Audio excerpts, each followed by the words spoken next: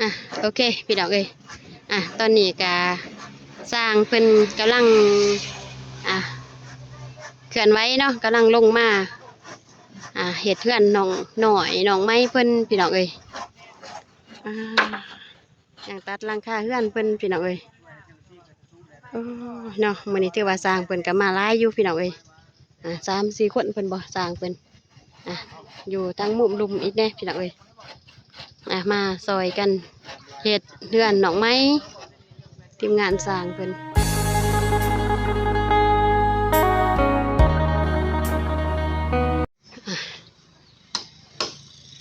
โอเคพี่ดอกเอ้ยมื้อนี้ก็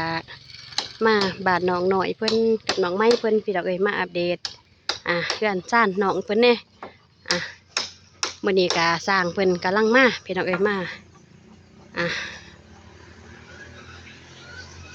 มาเฮ็ดเพื่อนน้องหน่อยเพิ่นกับน้องไม้มื้อนี้พี่ดอกเอ้ยก่อนอื่นก็กราบขอโทษขออภัยเด้อที่ว่าสาวนุนาบ่ได้ไปหับแม่พิมพ์กับแม่เพ่นเพิ่นมาบ้านบ่าวอนงแล้วก็มาทางลาวไต่เนาะก็กราบขอโทษขออภัยเด้อพ่อแม่เนาะที่ว่าสาวนุนาบ่ได้ขึ้นไปหับเพราะว่าสาวนุนาติดภารกิจแน่ก็หันหน้าหันตามาทางปีก่อนเนาะพี่น้องๆเฮาโอเคพี่น้องเอ้ยก่อนอื่นก็กราบทักทายสบายดีเด้อพ่อแม่พี่น้องFCลุงป้าเอาเบิดสมองสุบอนบ่ว่าสิอยู่ฝั่งลาวฝั่งไทยและต่างประเทศก็ยินดีต้อนรับเข้าสู่สองสาวนุนาคือเก่าคือเดิมพี่น้องเอ้ยมื้อนี้ก็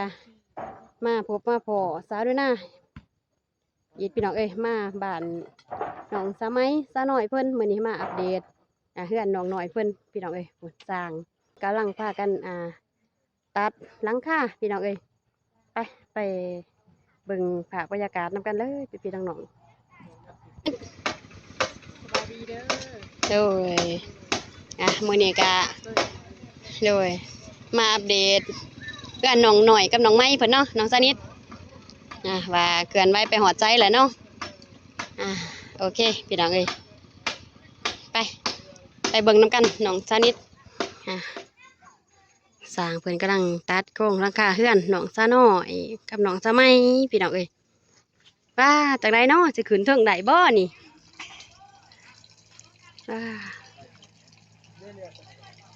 ยังตัดหลังคาอยู่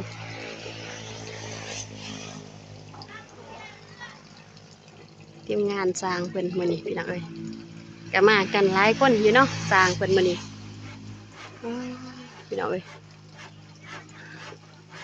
นั่งตัดมุมหลังคาเฮือนน้องหน่อยเพิ่นอยู่กำลังยืนใหม่อยู่เนาะใหม่ขาวใหม่เสยหยวบ่ใหม่ขาวบ่เพิ่นยืนใหม่ขาวเนาะสานุนากับบ่ทันหูรายละเอียดบ่ได้เนาะกับเครื่องเฮือนพี่น้องเอ้ยจังได้ก็กราบขอโทษขออภัย FC เด้อสบายดีเด้อสร้างข้างบนโดยเพราะว่าสานุนาเองกับบุมีไม้เด้ออยากให้สร้างนี่ตอบไม่แห้งเด้อเนาะไม่บ่ทันมีเนาะเพราะว่าทีมงานกับเพราะว่าทีมงานส่วนหนึ่งกับเบาเมฆเบาสายเพิ่นกับไปหับแม่พิมพ์กับแม่เพ่นเพิ่นมาเล่าไต่พี่น้องเอ้ยสาวนุนากับสานิทกะยังติดภารกิจบ่ได้ขึ้นไปหับแม่ทั้งสองเนาะจังได๋กะกราบขอโทษขออภัยเด้อแม่ทั้งสองเนาะที่ว่าลูกบ่ได้ขึ้นไปหับด้วยตัวเองทางสร้างเพิ่นกะยังติดไหมสะยั่วอยู่พี่น้องเอ้ยแป้นนี่ก็บ่ทันได้มีพี่น้องเอ้ยแป้นแน่แล้วก็สังกะสีเฮือนน้องน้อยเพิ่นก็บ่ทันได้มีพี่น้องเอ้ยได้แต่ไม้ขาวกับไม้สะยั่วพอได้ตัดหลังค่ะป้าไว้พี่น้องเอ้ยอิงตามเงื่อนไขตามงบน้องน้อยเพิ่นว่าเฮ็ดตามงบ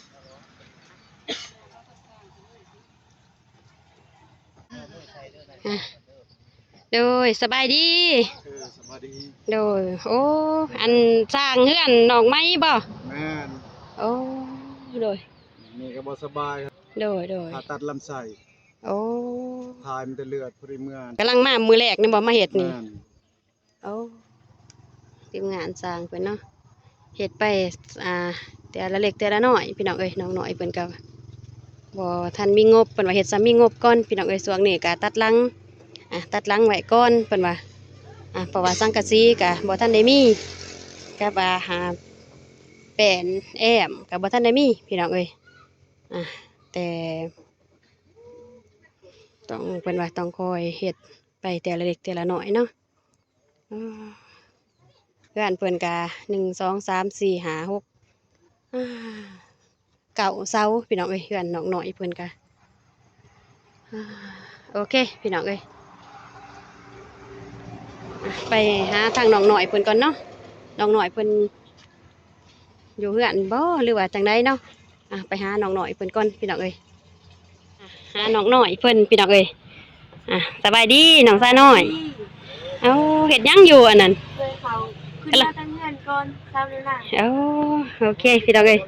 น้องซาน้อยเพิ่นมีน้ำใจเนาะเอิ้นเอ้ยขึ้นตั้งเฮือนก่อนขออนุญาตเด้อกำลังสวยเขาบ่โอ้ข้างหมอยังอันนั้นโอ้ต้มผักน้องซาน้อยเพิ่นต้มผักพี่น้องเอ้ย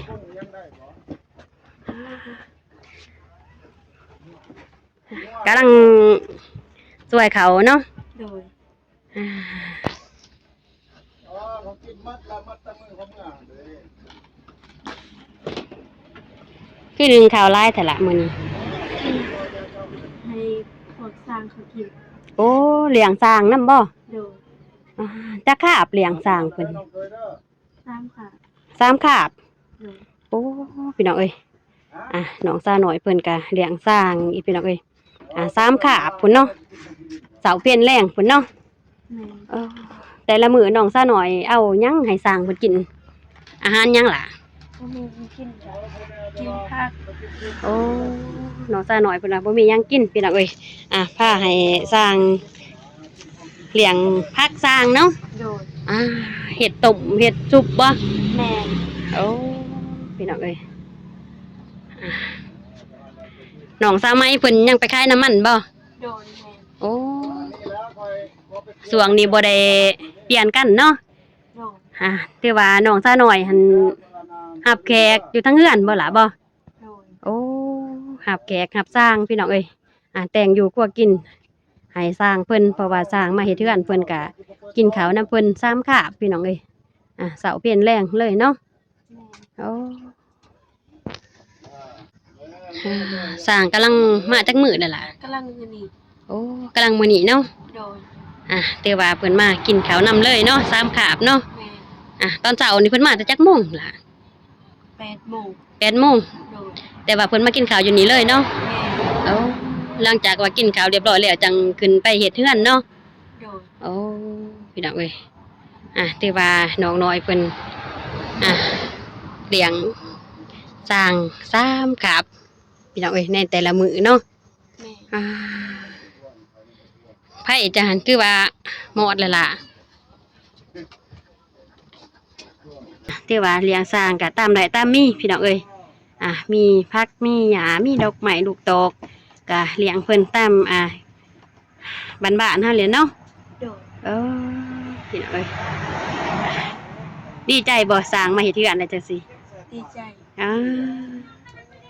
น้องน้อยเพิ่นดีใจพี่น้องเอ้ยที่ว่าสร้างเพิ่นลงมือมาเฮ็ดเฮือนเพิ่นแหละเนาะเปลี่ยนหมองนั่งก่อนพี่น้องเอ้ยทางในมันมืดหลายโอ้ไก่สิเปื่อยแล้วบ่ล่ะ โดย เสียจะได้กินมื้อนี้ต้มผัก จำแจว จำแจ่ว แจว โอ้แจ่วอีหยัง แจวป่าแห้ง แจ่วปลาแห้ง โดย แจ่วปลาแห้งแจ่วปลากระเต้าเนาะใส่ละปลาแบบใดเบิ่งสาวนู่นน่ะเบิ่งนี่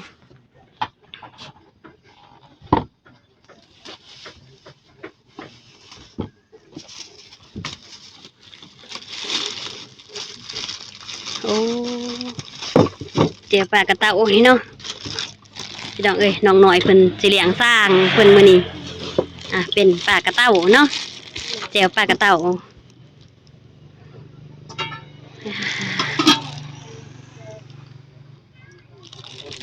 อ่ะล่ะจะหน่อย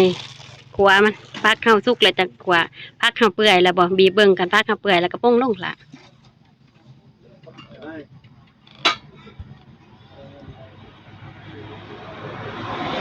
โอเคบ่ยังถ่ายอยู่เนาะ โดย น้องน้อยเพิ่นก็ดังปื้นพี่น้องเอ้ยใส่ไฟปื้นอาจสิควันแน่เนาะมาเปียกน้องกลัวแล้วบ่ยังบ่รีพักสุกกลัวมาเปียกเลยเนาะ โดย ซ้ำสิสมัครได้เนาะน้องเนาะมื้อนี้เนาะ แม่ กลัวมาเปียกนี่จามฟงจามฝ่ายเลยแล้วน้องน้อยเพิ่นสิกลัวมาเปียกอีกพี่น้องเอ้ยกลัวมาเปียกตำปลากระเต้าตำแจวปลากระเต้าพี่น้องเอ้ย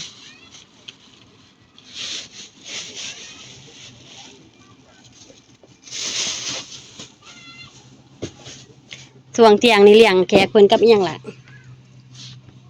เที่ยง แม่นตอนเที่ยง พักคือกัน พักคือกัน โดย โอ้ที่ว่าเลี้ยง3ขาบนี่มีแต่พักเนาะ แม่ เพราะว่าน้องน้อยเพิ่นก็บ่มีงบเนาะสิซื้อของกินเป็นศีลเป็นป้ามาเลี้ยงสร้างกะมีแต่ผักกาดอยู่ในสวนแหละเนาะน้องน้อยเนาะ แม่ โอ้พี่น้องเอ้ยได้แล้วบ่ล่ะ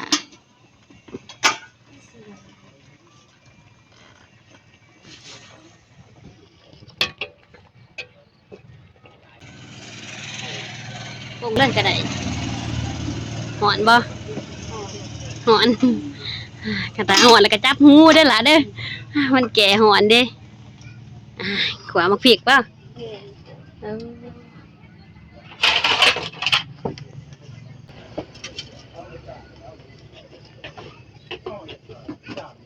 น้องน้อยเพิ่นกำลังเฮ็ดเมนูอาหารเลี้ยงสร้างเฮ็ดเทือนเพิ่นใส่ละลายโดดละเกลือ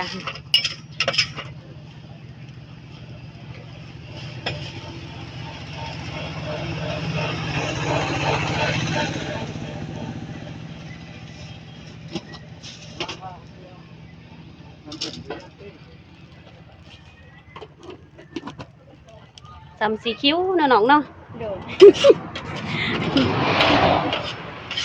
เดี๋ยวพากันต้นเพื่อนนี่เด้อพอได้หยอกน้องเพิ่นเฮ็ดพี่น้องเอ้ยส่วงน้องเพิ่นกลัวมักพริกเนาะแก้มบัดนี้สิจ้ามก็จ้ามเด้อ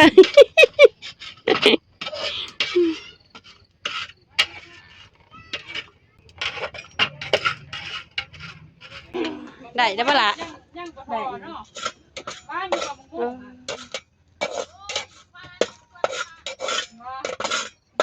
น้องน้อยเพิ่นกลัวมักพริกตั้มแจ่วปลากระเต้าพี่น้องเอ้ยตรงเลยปะล่ะ โดย เอา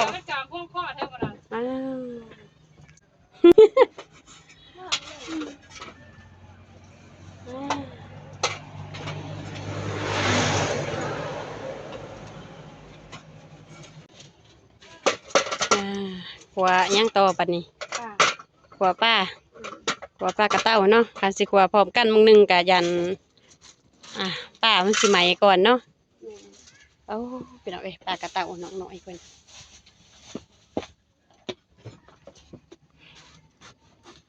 ใส่เกลืออีกบ่ล่ะ เป็นหนูใส่แป้งนัวอีกบ่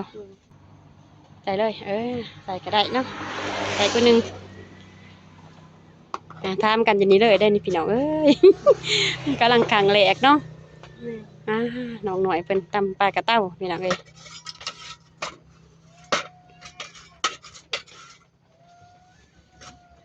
กินหอมถาแล้วนี่กินหอมถาแล้วสิมือน้องหน่อยเฮ็ดว่าทะเลตักออกบ่ละพักตักออกเลยก็ได้ย้ำซ้ำทางป้าในหมอโดน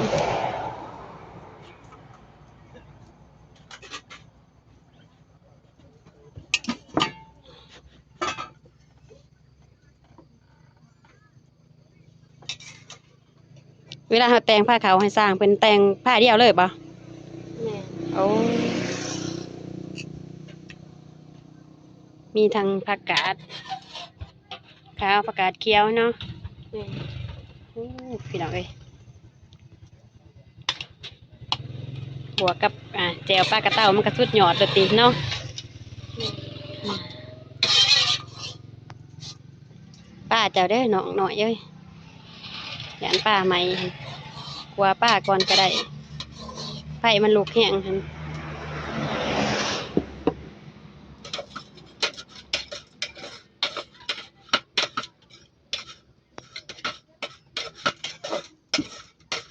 กลิ่นหอมเนาะ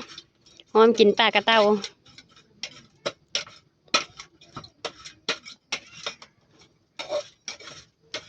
ไปซื้อเอาของเขาบ่ล่ะซื้อเอาบ่หรือว่าจังใดเขาเอามาให้บ่ เขาเอามาให้ โอ้ไฟเอามาให้ พี่น้อง พี่น้องเอามาให้ โดย โอ้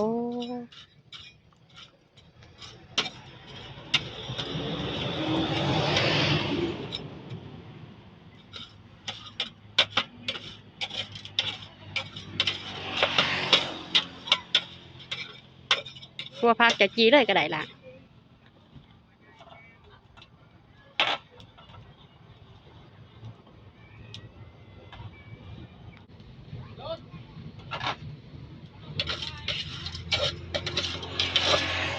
โอ้ยตำแจวปลากระเต่าใส่กับหัวพักเหมือนกระสุดหยอดดูติเน้อน้องน้อยเน้อง โดย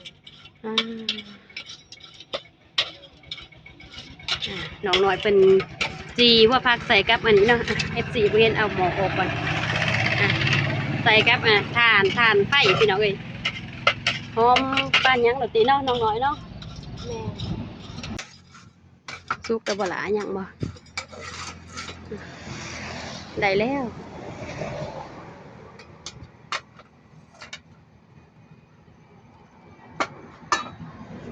โอเคหัวพักดิได้แล้วหัวพักกะ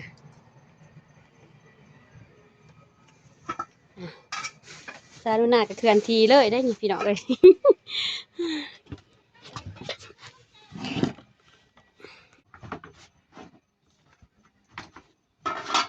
น้องเป็นกำลังเกียมชิตามแจว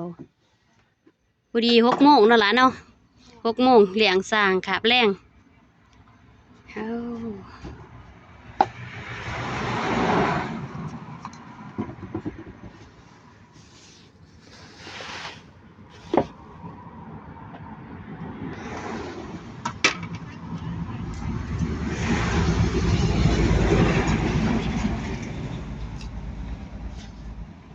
ส่วนนี้ก็เป็นส่วน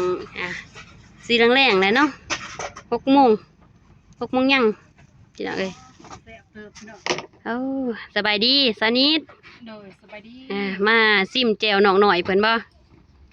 ให้ซิบ่น้องหน่อย น้องหน่อยเพิ่นตำแจวปลากระเต้าเลี้ยงสร้าง เอา แม่นน้องเพิ่นว่าเลี้ยงสร้าง3 ขาบ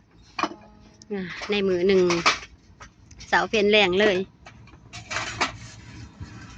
พกไม้บ่นี่ล่ะโฟมเก่า พวกเก่าพวกใหม่น้องเพิ่นบ่ทันได้ใส่ติเอา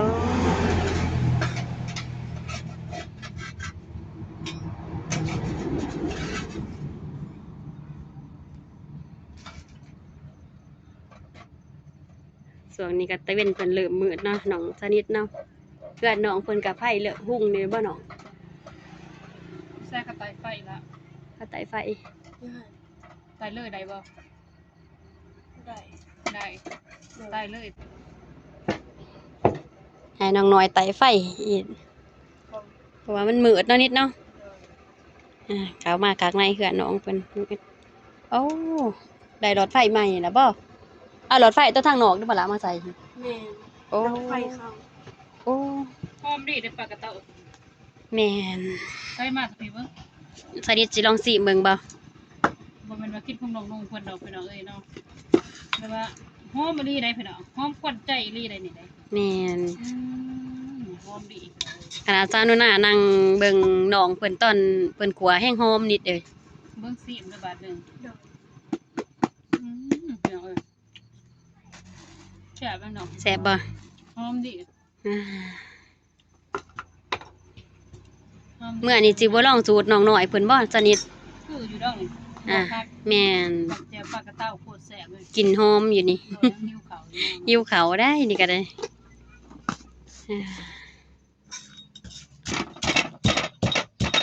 ใส่ยังในล่ะใส่นั่น ใส่เกลือเป็นหนวดมาเผ็ด โอ้เกลือเป็นนัวมะเขือเนาะ โดย แจวปลากระเต้าน้องซาน้อย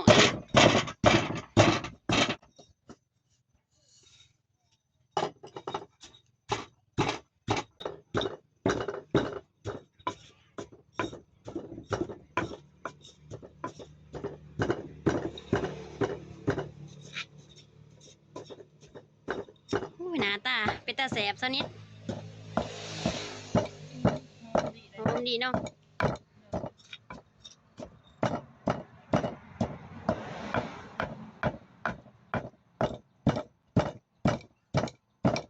มื้อหน้าจะได้ให้น้องหน่อยตำแจวปลากระเต้าให้กินแล้วนี่เนาะนิดเนาะ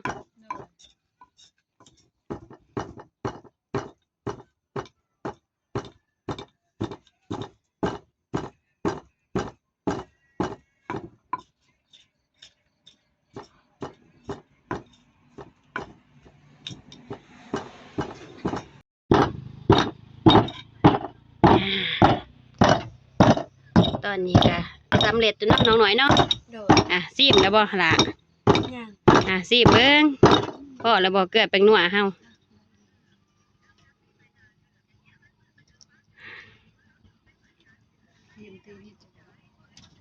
โอเคบ่เกลือกับเป็นนัวน้องนิดซีมอีเบิ่งน้องนิดให้สนิทเพิ่นซีมต่ออีก เสียบกันคน ขอบใจเด้อสนิทเอาน้ำมาให้กินเนาะ เสียบปลากระเต้าพี่น้อง แม่นแกปลากระเต้าน้องซาหน่อยเพิ่นมื้อนี้ จัดสุดใหญ่เพิ่นว่าให้สร้างเนาะน้องหน่อยเพิ่นตื่นเต้นเพิ่นดีใจแฮงเด้ที่ว่าสร้างเพิ่นมาเฮ็ดเทือนให้แหล้วเนาะมื้อนี้แซ่บบ่ ปรับมักซิบ อ่าโอเคพี่น้องเอ้ย แสบพี่น้องเอ้ย แซ่บแฮงเนาะ เลย หิวข้าวขึ้นมากระหม่องเราได้นี่แล้วกินแจวน้องหน่อยเพิ่นตับมื้อนี้นี่ แสบพี่น้องแสบนี่เลยแสบ อ่าจะหน่อยซะนิดซิมหน่อยซิมใหญ่สร้างเพิ่นสิได้กินบ่เนาะ เหมือนกินเดี๋ยวเนี่ยกล้วยน้ำซีหนึ่งพอดีเป๊ะ เอาน้ำต้มผักก้อยใส่เนาะ ใกล้เวลา ใส่บ่ ใกล้บ่แสบมากพี่น้อง อืม พี่น้องประเทศกินเป็นเปิดซองเลยพี่น้องน้องไม่ก็เป็นพี่น้อง เนาะมื้อนั้นน้องน้อยเพิ่นมาซานุนามามื้อนั้นเด้กับหมู่เพิ่นน้องสาวยังสลาบ่อ่ะตำมะคุงมื้อนั้นหั่นมามื้อนี้ก็มาพอน้องเพิ่นตำแจ่วปลากระเต้าอีกพี่น้องเอ้ยอ่า ตั้งใจอีก เดี๋ยว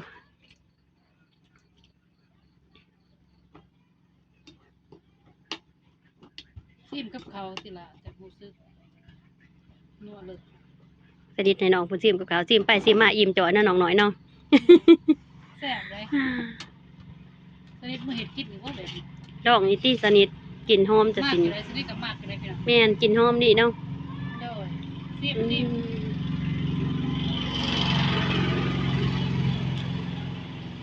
แซ่บแล้วเนาะนี่โอเค วันนี้ แต่งผ้าไว้เลย แต่งผ้าให้สร้างเพิ่นเลยเนาะจะได้กับยันว่าสร้างเพิ่น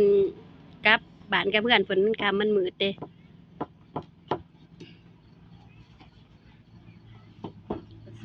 ซอยแม่ แม่นซอยเวียกพ่อแม่อยู่เฮือนน้องสมัยเพิ่นก็ไปขายน้ำมันเนาะ โอเค พี่น้องตอนนี้ก็น้องหน่อยเพิ่นก็ตำแจวปลากระเต้าเรียบร้อยแล้วพี่น้องเอ้ยตอนนี้สาวนุนากราบขอบอกขอบใจเด้อพ่อแม่พี่น้องเบิดสุขุสุกคนที่เข้ามารับเบิ่งรับชมคลิปแต่ต้นจนจบตอนนี้สาวนุนาพร้อมด้วยทีมงานแล้วก็น้องน้อยขอตัวไปก่อนเด้อพี่ๆน้องๆพบกันใหม่คลิปต่อไปเนาะ